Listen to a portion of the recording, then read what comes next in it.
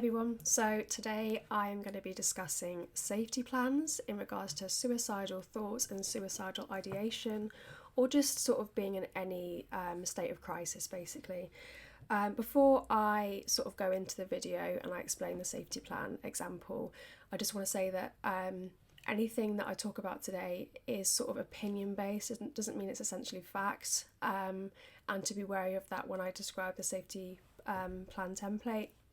Also, I am a level 4 trainee therapeutic counsellor, so I am not qualified as of yet, but I do get given sort of these examples in my learning that I can help and share basically. So I just wanted to explain what this sort of safety plan template is about. If you haven't heard of one, it's just to help you sort of stay grounded when you're in a situation of crisis, and just remind you, okay, what can I do to keep myself safe and support myself basically. So I'll go through each step and put it on the screen for you to see. The first one is warning signs. So warning signs can be thoughts or mood or images or behaviours that you may be aware of, that you can sort of sense that a crisis is developing. So to write those down, it could be specifically sort of low moods, things that trigger you, certain images that sort of again trigger you. It can be anything that you think could push you towards that state of mind basically.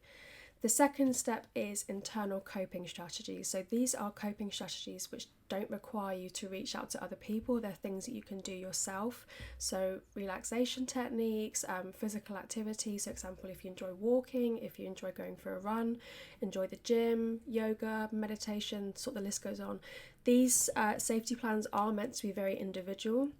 They're meant to be very personal to you. So they don't have to be broad. They can be very specific things that you can do that you enjoy. It could be painting, it could be anything that you enjoy, that helps you sort of just relax, calm down a bit, and helps your mind step back into a bit of a more rational state basically. So some things you can do with that don't rely on other people. Step 3 is people and social settings that provide distractions. So these are individuals that you can contact, or social settings that you can go to that sort of provide that distraction, that get you out of that mindset. So family members, neighbours, friends, if you go to certain like community centres, have certain groups or clubs that you go to, these are examples that you can pop down. It does say their name and their phone number, so to make sure you put contact details alongside of that to make sure that you are able to contact them if you are in a situation of crisis, okay?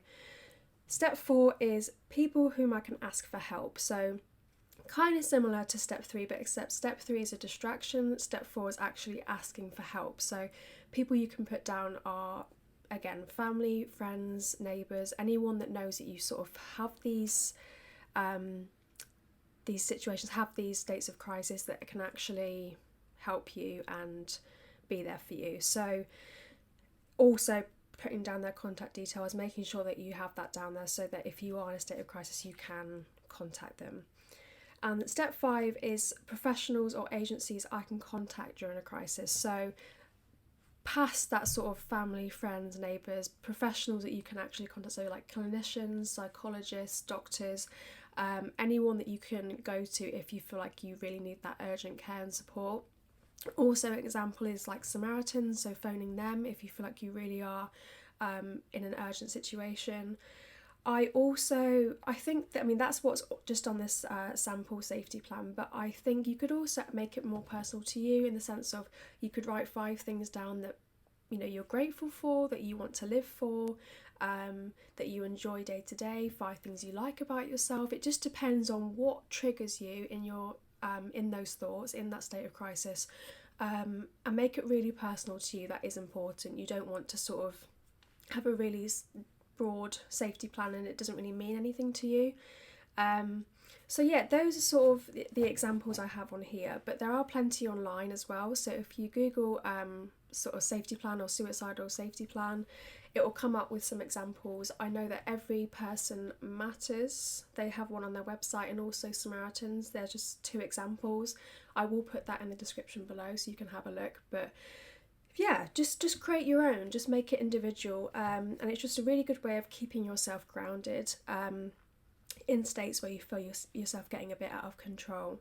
So thank you for watching. It is a short one today, and I appreciate you watching it all the way through. If you have, feel free to subscribe, because a lot of these videos will be very similar. They will be about mental health and wellness, and any sort of support is appreciated. So thank you, and I'll see you next time.